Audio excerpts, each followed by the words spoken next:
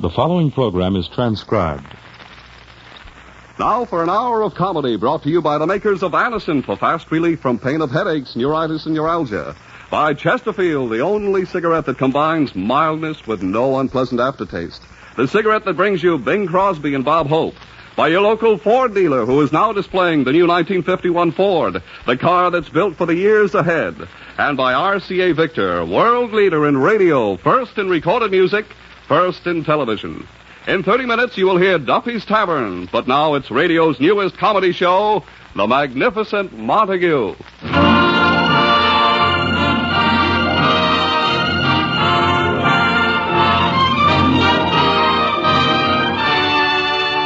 The Magnificent Montague, starring Monty Woolley.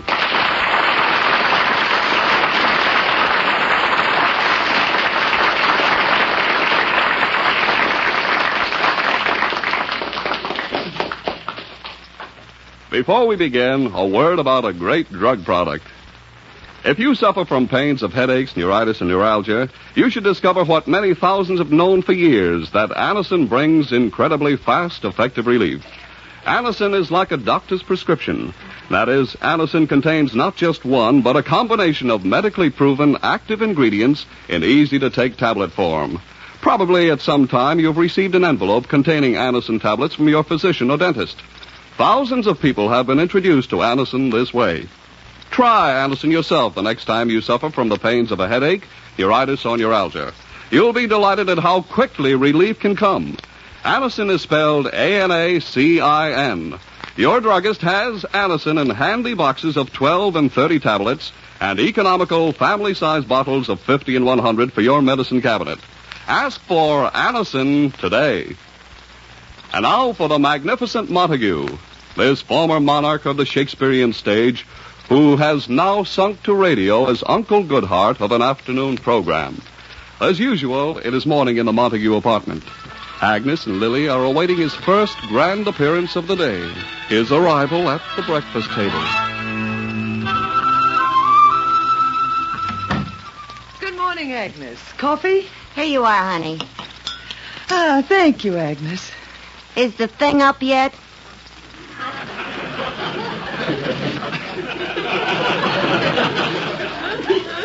You mean Edwin? I don't mean Guy Lombardo. Really, Agnes, can't you refer to my husband in any other way but the thing? Honey, I've spent 25 years trying to figure out a way to describe him. He always comes out the thing. Agnes, that's silly. Silly? Is he a stage actor? No, he's in radio. Is he in radio? No, he won't admit he sunk that low. Is he human? No, he's a beast. Is he a beast? No, he's a jerk. Agnes, please, remember he's my husband. There must be some way of getting you a Purple Heart.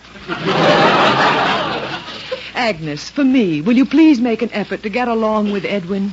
Get along? Honey, you're looking at a broad who's fighting for her life.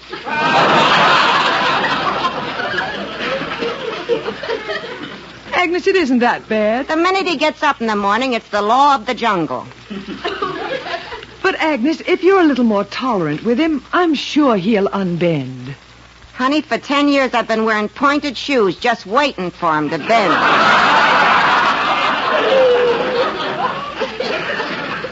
Agnes, sweetheart. Now remember, Edwin's going through a mental strain trying to keep it a secret that the Magnificent Montague of the legitimate theater is in radio. And Uncle Goodhart at that. Now try and get along with him. Just once, will you say good morning to him? Good morning? Okay, honey, for you. Oh, good. He'll be out any minute. It's almost time for his morning vocal exercises. E-I-O. Here we go, roaming the hills. I roam the hills, I roam the E-I-O. Lo, hear the gentle lark. Agnes, go ahead. Oh. Good morning, Mr. Montague.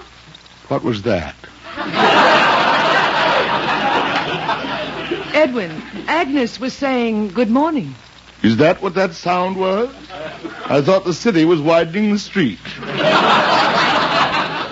Edwin, Agnes bring his breakfast? See what I mean, honey? It's dog eat dog. Dog, good. What a welcome change from her usual breakfast. Edwin, this can't go on. Agnes is making an effort to get along with you. Agnes, serve him his breakfast. Here it comes, my morning bout with Lucretia Borgia. How do you want your eggs, sunny side up or in your face? All right, Miss Tomaine, scat, back to your garbage can. Edwin, don't. She's trying to be nice. Here's your eggs, Mr. Montague. See, Edwin? She called you Mr. Montague. Must she make it sound like a dirty word? Here, Edwin, eat your eggs. Gad, what a messy sight. Just because the eggs were laid by a Plymouth Rock, must they look as if a pilgrim just pulled his foot out of them? Look, they're just eggs. I buy 'em, fry 'em, and serve 'em. From there on, take it up with the chicken. Edwin, eat your eggs. Oh. What's wrong now? Nothing, Agnes. Congratulations. You've discovered a new plastic. Wait till he gets a load of the toast. Agnes.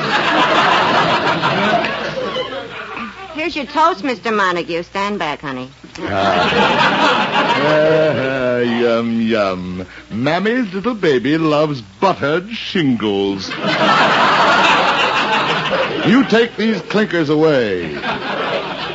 Now, they're just a little brown. Brown? This toast is so badly burnt, I'm sure I can collect insurance on it.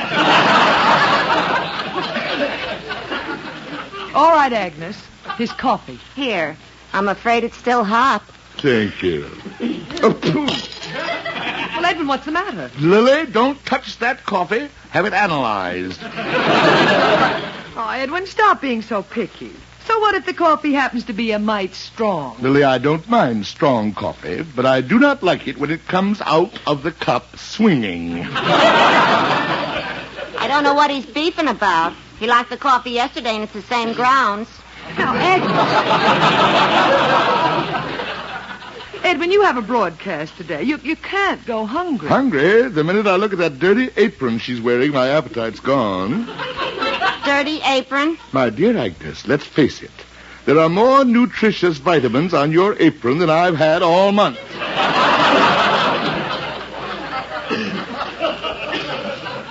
Maybe you want me to serve your breakfast in my silk kimono. The one that says golden gloves on the back?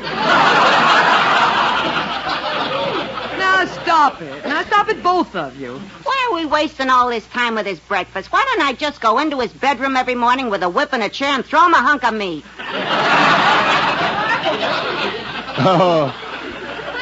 Oh, please, spare me the sight of you when I first open my eyes. With those hair curlers on that flat head, you look like a roof full of television aerials. Why, you thing. Thing? You heard me. Be it ever so humble, there is no place like Iwo Jima. Edwin, these fights every morning can't go on. Well, I'm glad you've come to realize it. Agnes has to go. Oh, let's not go through that again. Silly Agnes is a maid. She's supposed to cook and clean. Now, Edwin, Agnes is very neat. Very neat. Have you been in my den recently? I'm not asking you to take that dirt away, but if she'd only plow it once in a while. Edwin, you know how you are. She's afraid to go into your den. So am I. It's becoming a game preserve. Edwin, stop being ridiculous. Lily, I'm serious. She's ruining my health. Oh, but Agnes has been with us for 25 years. And she was my wardrobe woman before that. We can't just turn Agnes out into the streets. We certainly can. Although, frankly, I'd rather wait until there was a blizzard. No, Edwin, I won't permit it. Why, Agnes is our good luck piece. All right. Then let's nail her over the door like a horseshoe. Lily, I can't stand it anymore. Either she goes or I go. Edwin, maybe we can work it out. No, that's my decision. Get rid of her. After all these years, how can I do this? Give her a year's salary, anything. I'm going into my den, and when I return, I want this apartment to be Agnes-less. Agnes. Yes, honey. Agnes, sit down. I'd like to talk to you. Is Bluebeard gone? No, he's in the den. Agnes, we've been together a long time, haven't we? Yeah. We had a lot of laughs, too, before you went and fell for Count Dracula. Remember that stock company in Cincinnati? That guy playing Hamlet making a play for you. He sure was a pest. Until I put itching powder in his tights. And remember what happened to the scenery in Omaha. Please, honey, no more. You're just making it tougher for me. Tougher for you? Yeah. I've been trying to put it off, but I can't. Well, Agnes, what is it? Honey, don't try and talk me out of it. I'm quitting. Yeah? I'm leaving before I become another notch in his cane. A notch in his cane? Yeah, didn't you ever notice them 4 notches in his cane? One for every person he's given a nervous breakdown to. I'm getting while the getting's good. But, Agnes, where will you go? Any place where I can relax, like a snake pit. I'm all packed. I'm leaving before I can change my mind. Right away? Yeah, honey. You know, I wish I had one more chance to fix a meal for him. I got an idea for a casserole that'd make you a free woman. Oh, Agnes. I'll miss you so. Oh, don't worry. I'll keep in touch with you. So long, honey. Goodbye, Agnes. Did I hear the front door slam? Was that wonderful, wonderful sound Agnes making her final exit from my life? Yes, Edwin. Agnes is gone. She went of her own accord. That's too bad. I was hoping we'd have to use force. Edwin, how can you say things like that? Lily, Agnes is gone. Look, the sun is shining through the dirty windows. Listen, my heart is singing. I'm a boy again. Kiss me, Lily. Oh, Edwin, Agnes has gone. All it took was getting Agnes out of the house, and I'm a new man. Here's your coat, little sunbeam. You have to get to your radio broadcast. Now for a wonderful afternoon with my good friends and colleagues at the radio station. Lily, I never like to mention my competitors, but life can be beautiful.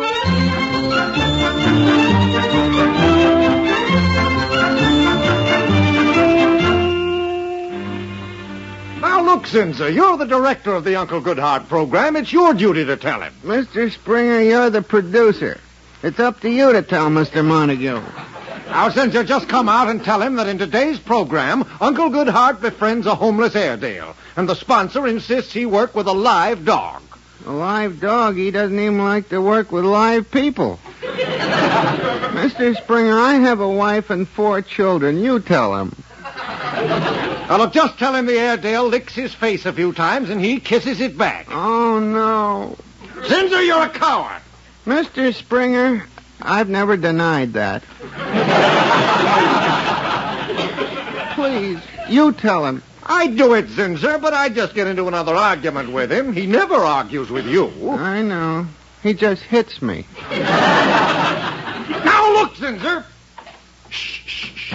Here he comes. Now, you tell him about the dog.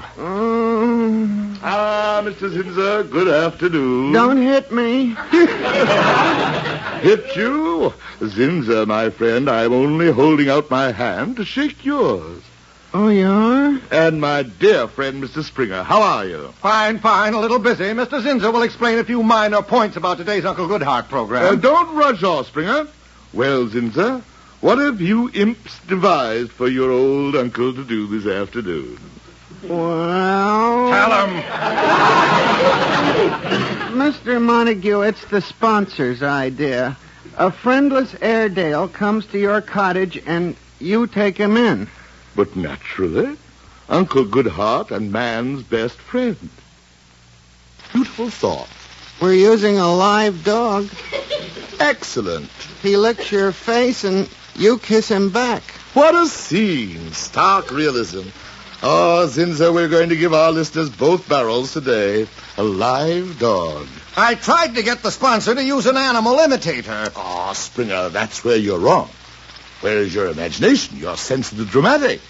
But I'll forgive you if you will give me the name of your tailor. My tailor? I've always envied your immaculate appearance, your beautiful clothes. Really? Oh, I always pride myself on being well-dressed. I have a little tailor on 24th Street if you wish me to make an appointment for you. Most kind of you, Springer. No trouble at all, Mr. Montague. And Zinza.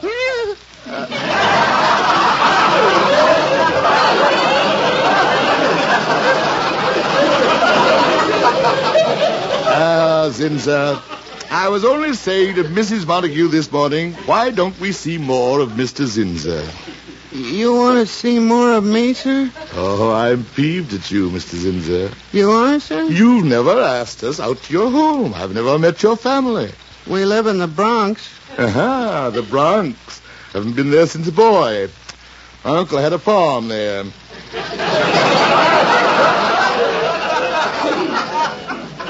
Well, if you'd like to come to dinner, sir. That's super. The Bronx. It would do Lily and me a world of good to get out of the city. But, Mr. Montague, I better warn you, I have 4 children. Oh, you most fortunate of men. All the blessings of a happy home. Zinza, I, too, now, for the first time in 25 years, have a happy home. Then we're invited? Well, gee, Mr. Montague, I never expected... How about tomorrow night? It's a date. Gee, Willikers, boy, my wife can make meatballs. Meatballs! Somebody must have told you they're my favorite. No, honest. Well, here he is, Mr. Montague. The Airedale that's going to work with you. Say hello to Mr. Montague, Adolf. Look, he's giving me his paw. Oh, whose little doggy is who?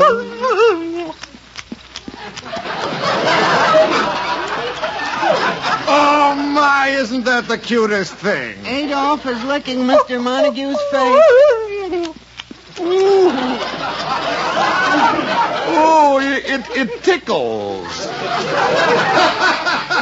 Happy days ahead for all of us.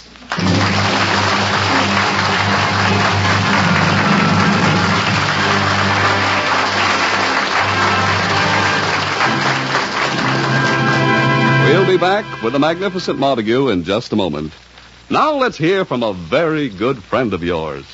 This is Bob Hope. Can we steal a second? Say, Bob, did you notice there's a new Chesterfield poster of you around town? Yeah, I saw one in a drugstore the other day. I'm dressed up as Santa Claus. Yeah, and you're holding a carton of Chesterfields with a picture of Bing you-know-who dressed up as Santa Claus. And you're saying, for Christmas gifts, here's the answer. Yep, Crosby for Christmas. Bob, seriously, why did they make Crosby Papa Santa Claus in the Christmas carton instead of you? Well, by tradition, Santa Claus is an old man. Yes. Always carrying a sack full.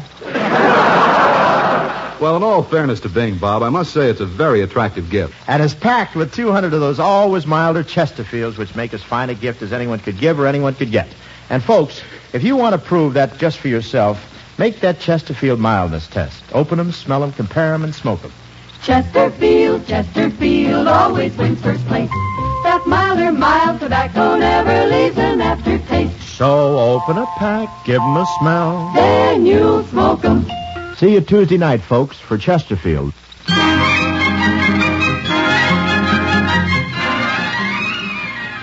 And now back to the Magnificent Montague. It is the next morning in the now happy, happy Montague apartment. Lily and the new maid are ready for Montague's first breakfast under the new regime. Oh, by the way, Sarah. Yes, Mrs. Montague? My husband and I are going to the Bronx for dinner tonight. The Zinzas, so don't cook tonight. Yes, ma'am. Oh, Mrs. Montague, do you think Mr. Montague will like me? Oh, now don't be nervous. Oh, you're shaking. Working for Uncle Goodheart. I'm one of his biggest fans. That will do it. On his program yesterday, when he took the sliver out of that dog's paw, and he bandaged the little paw, and then the dog licked his face. He's such a good man. Now, Sarah. Oh, your nose is getting red. I'm sorry.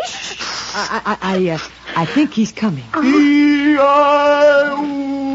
He's sick. I'll call a doctor. No, Sarah, come back. He's just vocalizing. He's an actor. Lily, who is this angel in white? Well, Edwin, this is our new maid, Sarah. Sarah, the divine Sarah. Oh, Uncle! Lily, call her off before she leaks through to the apartment downstairs. Edwin, she's overcome with happiness. She's one of your listeners. Good. Come now, Sarah. We must be brave. Bring my breakfast. Yes, Uncle. Oh, Edwin, she is sweet. Naturally, after Agnes, Lizzie Borden, the axe killer of Fall River, would be sweet. Yeah, I'm hungry. I've been waiting 25 years to have one breakfast not prepared by Agnes. Here's your orange juice, sir. Thank you, Sarah. Edwin, what's the matter with it? What kind of orange juice is this? Agnes never made it like this. There are no seeds in it. Oh. Quiet! Sarah, he's not used to orange juice like that. Now take it back to the kitchen, put some seeds in it, and warm it up. Yes, ma'am. Here are your eggs, sir. Let's see. Eggs? This wet mass of goo are eggs? Will you shut up? Edwin! Oh, Edwin, shame on you. This is our new maid. The new maid? This is Rudolph the red-nosed reindeer. A red-nosed reindeer? I quit. Now, Sarah. Uncle Goodheart, I'll never believe another thing I hear on the radio again. Not even the weather report. Another one gone. And who have you next on the list, Lily? Typhoid Mary? Edwin, what's come over you? I'm just getting smart, Lily. I catch on. Catch on? Lily, I'm on to your little plan. You hand-picked that white-aproned monstrosity to make life miserable for me. Miserable for You're you? taking revenge for my getting rid of Agnes. Edwin, you're getting impossible. Yes, impossible to fool with your snide little tricks. Snide little tricks. Oh, Edwin, what's happened? We're having our first fight. Good. Let's bring it all out into the open. I took you out of those musicals and made you a dramatic actress. For what? So you could steal scenes from me. Edwin Montague, you were, you are, you always will be a hand. Lily, that is one word I forbid in my home. Your home. I have a broadcast to do. Where's my hat?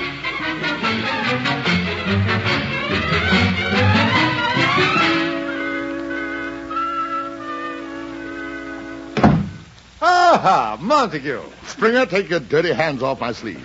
Dirty? But I just wanted to tell you I made an appointment for you with my tailor. You have a tailor?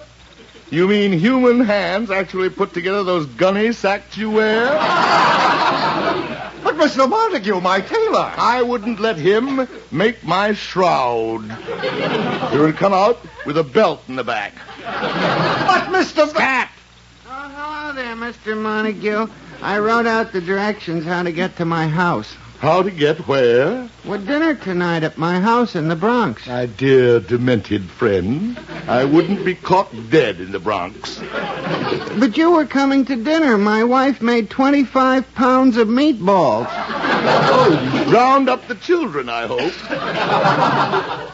Mr. Montague, that's the most horrible thing I ever heard in my life. Thank you, Zinza. Thank you. Are we going to have a rehearsal here today? Here comes my little friend Adolf. Take this. Is everybody happy?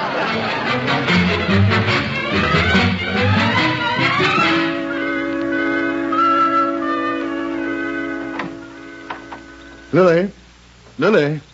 Lily, are you home? Here I am, Edward. Sorry I'm not out of your house yet, but there was a lot of packing. Lily, put down those suitcases and stop putting on this second act curtain of Back Street. Tragedy was never your strongest point. Edwin, I'm leaving you. What did I do now? Edwin, stop this.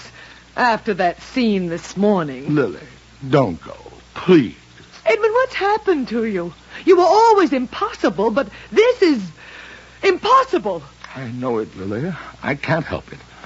I've been going around insulting people, making everybody miserable. I even kicked little Adolf. Lily, I know what's wrong with me. So do I. You do? Yes. Get her back, Lily. Get Agnes back. It's too late. She was my escape valve. Without Agnes to pick on, I'm frustrated. I became your whipping girl instead of Agnes. She was the only one who would strike back. Get Agnes. It's too late. She's with a very fine family. You don't think she'd come back to be tormented by you? Who's that? Oh, Edwin, go to your den. That's Agnes. Agnes? She called. She still has some clothes to take away. I'll go. Lily, plead with her. Get her to come back. I wouldn't do that to her, Edwin. You go to your den. You've caused her enough trouble. Come in. Hello, honey. Agnes, how's the new job? The people are wonderful. Beautiful room with a television set. It's Agnes, can we give you this? Agnes, can we bring you that? This morning I sneezed. They brought me breakfast in bed. Really? Honey, it's driving me nuts. Agnes. Nobody insults me. I got nobody to yell back at. And I got a right to be human. I'm like a piece of furniture there. I got no status. At least with Montague, I had a place. I was his enemy. Oh, but you... After 25 years with Montague, who can stand quiet? Those smiles and affection they give me, it makes me sick. Honey, let me come back here.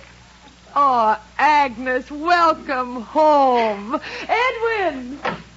Lily, did you call? Oh. Hello, Agnes. Hello, Mr. Montague. Edwin, Agnes has come back to us. She has? Yes. Ah, so you came crawling back on your belly like a whipped dog.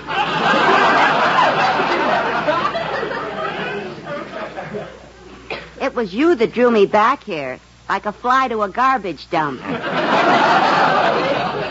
Edwin, Agnes. Why, that big bubblehead. All right, Agnes. Lily, put her back on the leash.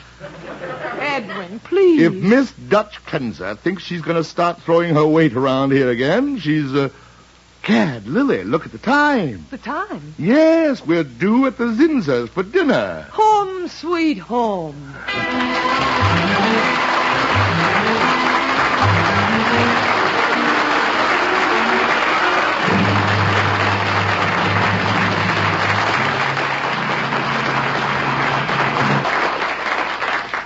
Ladies and gentlemen, America's newest car, the fine new Ford for 1951, is now on display at your neighborhood Ford dealers. And when you see it, you'll find that inside and out, in every detail of design and construction, the 1951 Ford reflects true fine car quality. And in addition, it offers 43 look-ahead features designed to keep the 51 Ford young in appearance and young in performance.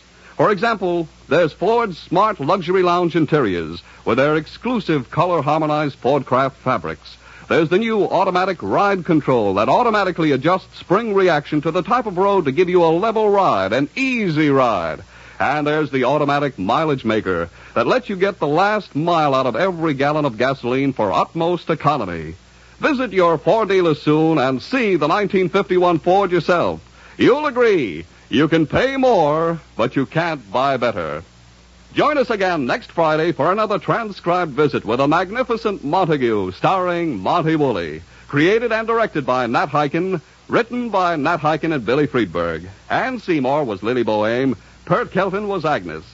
Also heard on tonight's program were Johnny Gibson, Art Carney, John Griggs, Pat Hosley, and Frank Milano. This is Don Pardo saying stay tuned for Duffy's Tavern, which follows immediately.